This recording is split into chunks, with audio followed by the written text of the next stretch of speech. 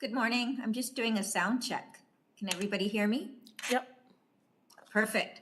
My microphone was acting up this morning.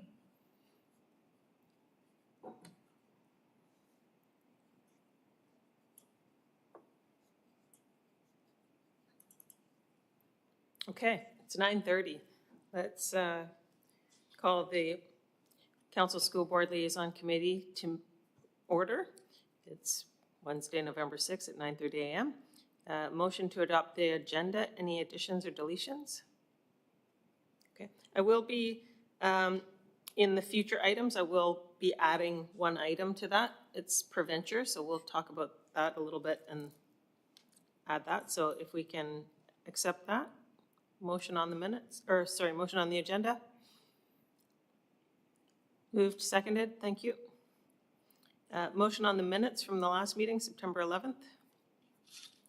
So moved, second. Sorry, my vision of you guys is extremely small here, so you have to wave hard or something. Is there some way for me to see if people are asking to speak? Or can I make this bigger? Okay, thank you. Next to the chair. Okay, standing items, Traffic Safety Advisory Committee. Thank you, Madam Chair. It's Sonali, Manager of Transportation Planning and New Mobility with the city. Happy to see everyone again as the school year has now started in full swing. As you'll see in your agenda package, there are the detailed minutes from our Traffic Safety and Advisory Committee meeting that was held on September 26th. And being in September, the real focus of updates and topics at that meeting were around the focus of school zone safety as the new school year was starting. Some of the highlights that were provided at the meeting included safety and outreach that was held during the month of September. This included ICBC's Distracted Driving Campaign, which is a provincial program across the province for the month to address and curb incidents related to distracted driving behavior. And that involves multi-agencies, including the police, community police, as well as volunteers and ICBC, of course. The schools that were involved in the Richmond campaign specifically this year included Mitchell Elementary and McKinney Elementary schools. Some of the activities that were conducted at Mitchell Elementary was that students helped to create school zone safety cards with messages that they came up with related to what road safety means to them, and some of the things that they generated was for drivers around schools to slow down, to not be distracted, to make sure that they stop at stop signs and observe the other rules of the road. And once those cards were created, the RCMP officers collected them, and with the help of volunteers, those cards were distributed to drivers to remind them to behave safely and drive carefully around the presence of schools. And they did receive a lot of positive feedback from both the school administration and the community as a whole through that campaign. In addition to that initiative, also ongoing and with a bit more of an emphasis in September related to road safety was the RCMP team with their enforcement focusing around schools as well. That's ongoing, and they did that in September to further emphasize the importance of not driving distractedly and to observe the speed limits around school zones. So they provided an update based on data that they'll continue to proceed with the outreach on hot spot locations that they've received feedback on and observed through their monitoring around school zones. So that we'll have more updates as those initiatives progress from future TSAC meetings. And one other thing that the group discussed was to include a list of resources and safety-related campaigns as they come up throughout the school year, so that as part of the minutes of the Traffic Safety Advisory Committee meeting, those links to resources such as TransLink's Walk to School Bus program and other activities would be available to the schools as well. So in future updates that I'll provide to this group, there'll be some additional information regarding resources that may prove useful to the school and to parents in terms of safety tips and such going forward. So that's an update from the last TSAC meeting. So happy to answer any questions if there is some. Anyone?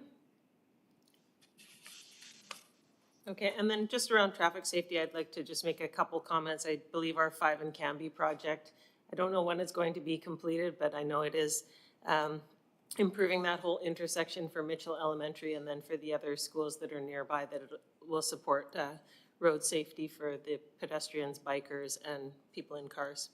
And our number 2 road multi-use path, it's halfway finished, so from Steveston to halfway northbound on the east side of the road, the multi-use path is ready, and so kids are already biking to Steveston, London, up from south of Steveston, and I think that that's been pretty good. And the rest of it should be done by just after Christmas, I think. So we'll be excited to see the construction finished, but we'll also be excited to see that multi-use path open up so that kids can more easily bike to school and walk to school on that stretch. Does anyone else have any comments? Do we have a motion to receive? So moved. Second, thank you. All in favor? Thank you. Child care update? Thank you, Madam Chair. I'm Chris Duggan, Manager of Community Social Development here with the city, and wanted to just give you a very brief update on the status of our new childcare strategy. We had taken a draft of the strategy to City Council for their endorsement and approval to go ahead with a final phase of public engagement, which took place over the course of the summer. And we undertook an online survey where 929 individuals visited the page and 674 people obtained additional information in relation to the strategy. We also undertook a number of focus groups, including with our City Advisory Committee members and with members of the public and childcare providers that provided us with very excellent information. Overall, the feedback was very, very positive about the strategy, with 88% of people responding, feeling strongly in favor of the vision that had been proposed, and between 79 and 90% of people responding being strongly in favor of the strategic priorities that were proposed. There was a very small number of individuals, 7, who responded indicating that they felt that childcare was outside the scope of municipal responsibility and essentially questioning why the city was undertaking this work. We do realize that there is still a small segment of our population where we need to do some additional promotion and education with regards to the economic and social benefits of a quality childcare system in our city. We have finalized the drafted strategy with some additional emphasis on quality based on the feedback that we received, with some additional emphasis on advocating for early childhood educator training, compensation, and recruitment and retention support from other levels of government, as well as some slightly increased emphasis on some of the resources that the city is able to provide to both our general resident population, our employees who work in Richmond, and our business community with regards to the importance of childcare. That strategy document will be taken back to council for final endorsement before the end of this year, and we look forward to being able to bring a more robust presentation to you on that final childcare strategy early in the new year. Thank you. Any questions or comments? Trustee Sargent? Oh, sorry, I see sorry, there's, anyway, a cursor, and the cursor is shaped like a hand, and it just happened to be on top of you, that's all. Okay, anybody else? Okay, can we have a motion to receive then?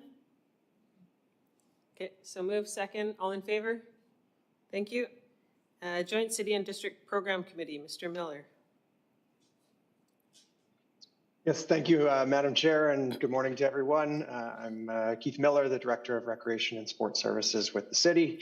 The program committee last met on October 16th with lots of updates and discussion on various programs and initiatives to support children and youth.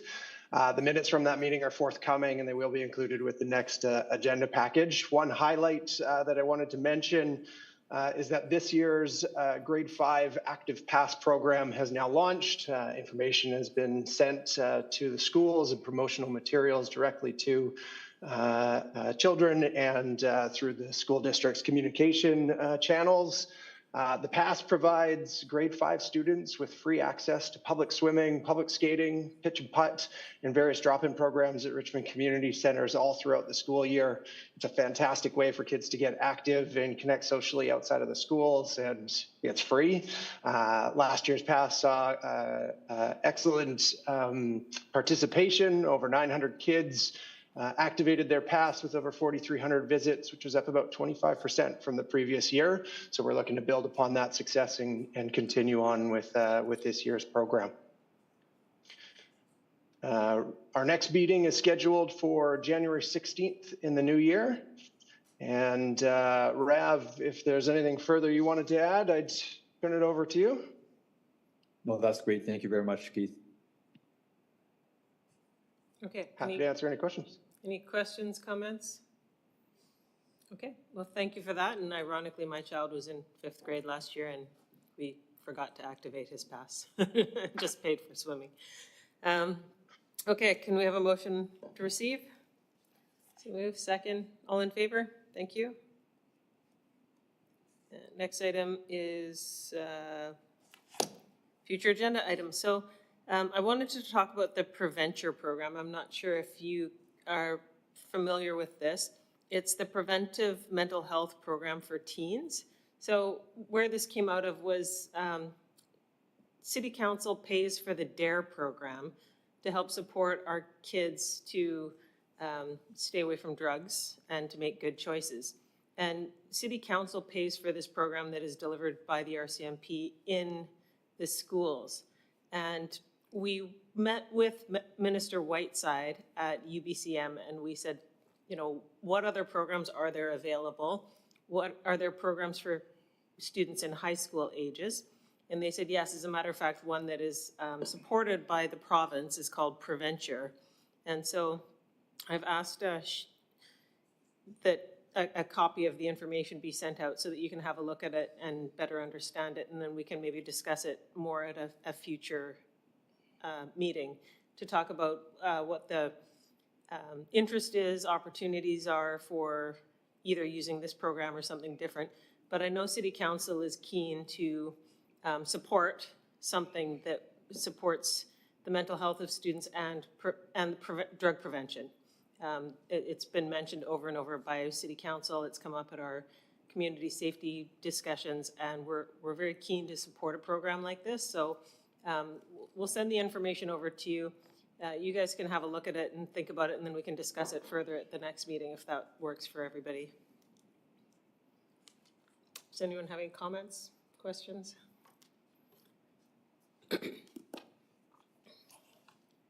Yeah. Superintendent. If I may, yes, thank you very much, Madam Chair.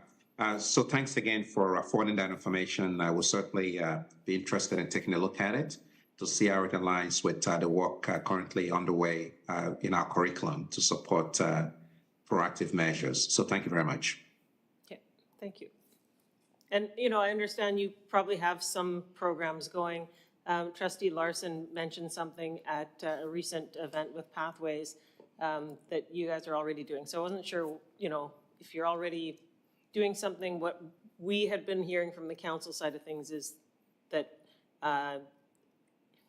there wasn't specifically anything, and that they could that schools could ask the DARE program to come in and deliver sort of a one for teens, but none had happened in the last couple of years, so there's that.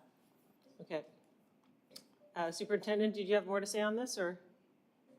Yeah, I'm just only going to mention that certainly optional programs, as you're well aware, we have instructional days and instructional hours that is prescribed by the ministry, so that some of these programs fit in to the extent that they're able to, and not for today, but to certainly look forward to reviewing the program and to seeing to the extent that these are programs that are proactive and support our common goals. That's always a good thing. So thank you for the conversation. We'll wait to see, to get some more information and go from there. So thank you very much. Thank you. Trustee Sargent? Yeah, thanks very much. I think, thanks for passing that along. And I think it's, as the superintendent says, very important to have that collaboration or that discussion about what's currently happening and then how would this fit in. A question I might have for the superintendent would be, have Minister Whiteside spoken with the Minister of Education, or were you aware of the program? Through the chair, thank you, Trustee Sargent. Not to my knowledge, in terms of it could have happened, I'm not aware, but certainly it would be, again, anything that we can do. I think we all share that common goal to help our young people be safe. So I think it would be important for us, be prudent for us to review this and see to what extent it aligns with the work, both within our curriculum and the work we're doing, given that some of these optional programs, we have, because of their, sometimes they're only in some schools and not in every school. And that's, there are a number of reasons for those. So in the interest of time, I think we'll just wait to receive the information, and then we're in a better position then to respond appropriately. So thank you. Thank you. I just had a follow-up, if I might, on the attachment to the agenda. I was going to ask it at the adoption, but I wasn't sure if that was for public or for in-camera, and where was this attachment going? I think it's called street drug use. And so I was just confused. Are we dealing with that today in camera, or is it public, or is it an FYI? Sorry, the attachment that I had sent out, that was just the FYI so that you can understand what the prevention program is. And like I said, I just wanted to start the conversation, see if the school board knew about it, see if there was interest in working together with this. So it was just sent out for your information. And I don't know. Okay, is that the title, street drug use, that you're talking about? Maybe I'm confused. It's called street drugs report? No, the street drug use one. Sorry, that was a different one.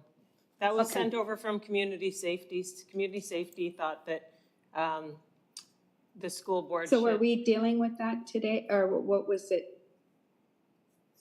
It was just a free for school board's information. Sorry, two different pieces here. Okay. The drug information, this was a presentation given to us at Community Safety, and some members of Community Safety thought that the information was very valuable and pertinent, and they wanted the school board to be apprised of what the information City Council is receiving. And so that's why it was sent over. Okay, just context would be really helpful, I think, for me reading it and then staff. Okay. Thank you. Trustee Wong?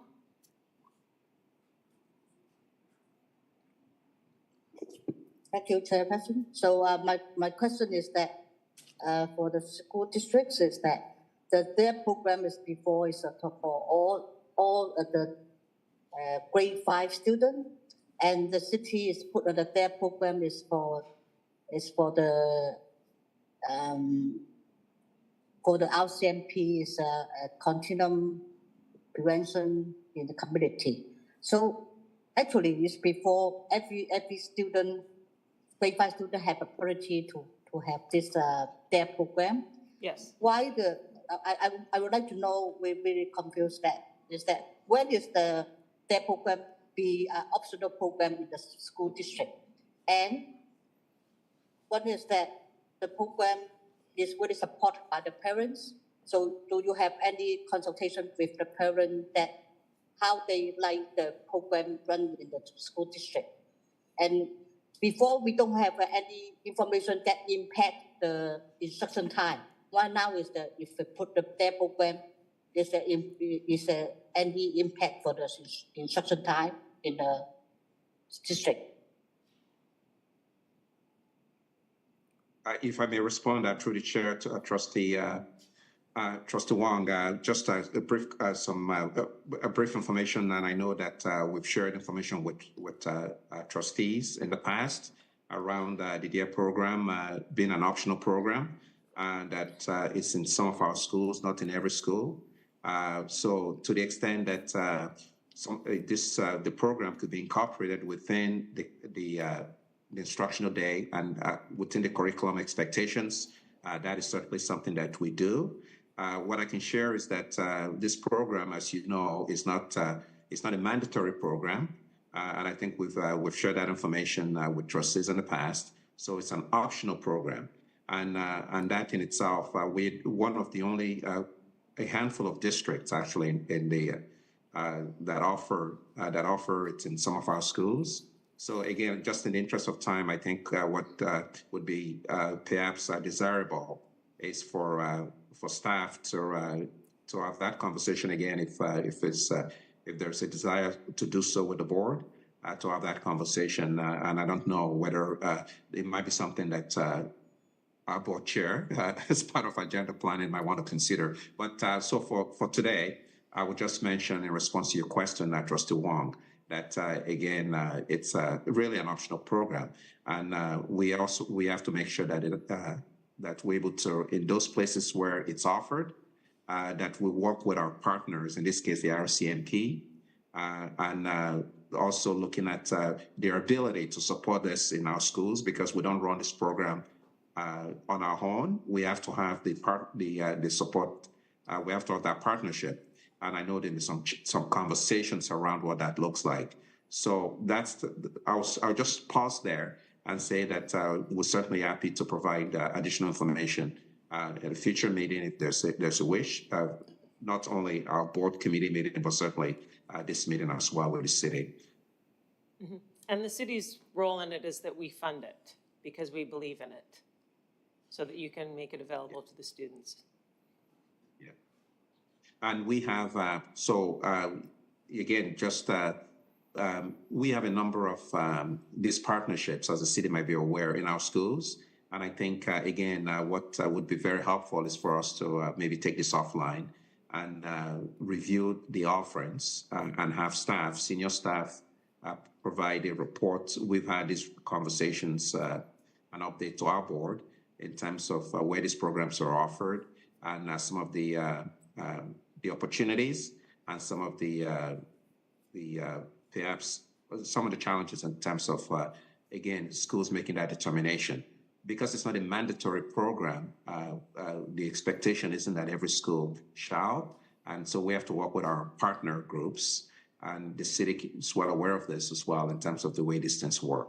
So educators have a little bit of latitude in terms of how they augment curriculum expectations. So unless it's a mandatory program by the ministry in the province as a school district, we cannot insist that every one of our grade 5 students on every one of our school that this program is offered. So the DEAR program is one of several programs, not specific to drug education, but partnerships that schools have. So again, I'm mindful of the time, but if there's a desire for additional information or presentation on what this program looks like in our district in the future, certainly staff can work on that and bring that forward.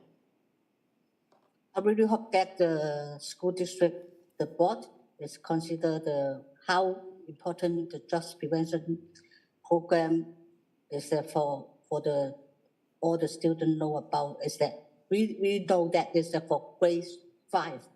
That's really important for them to understand and to know more about knowledge.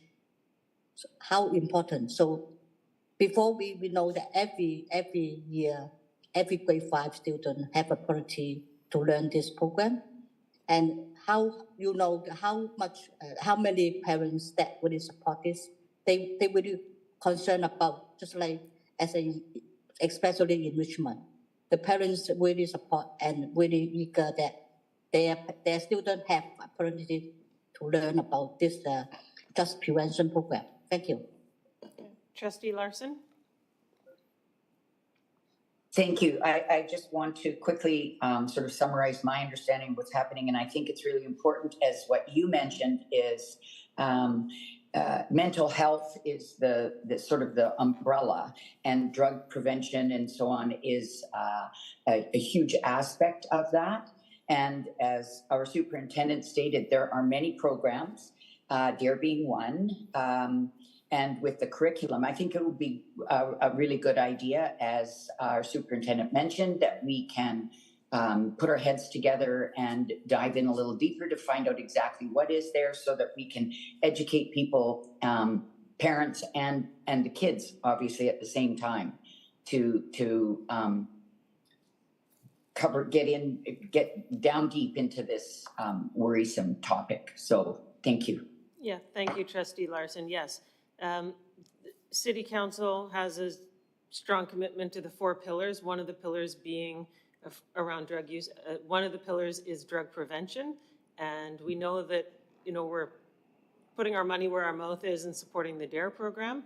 We're willing and able to support a program for older students, because we realize not all students go to attend grade 5 in Richmond and receive this education, and so we're keen to work with you and support whatever program you want to run and make sure it's being delivered to our students so that they have this tool in their belt.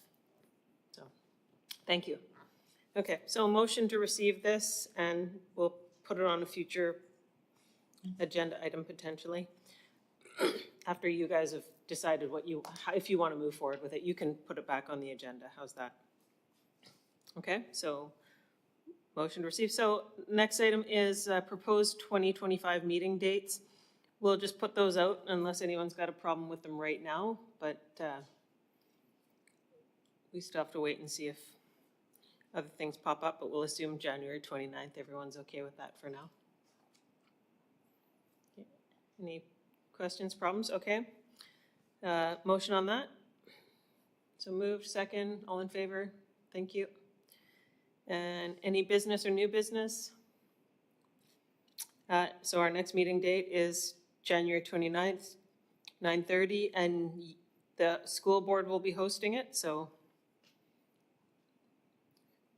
we'll be online on your time, I suppose. Or maybe we can go back to old school and we can all sit together. Okay, and motion to adjourn? Thank you. We are adjourned, and now we'll call the closed meeting to order.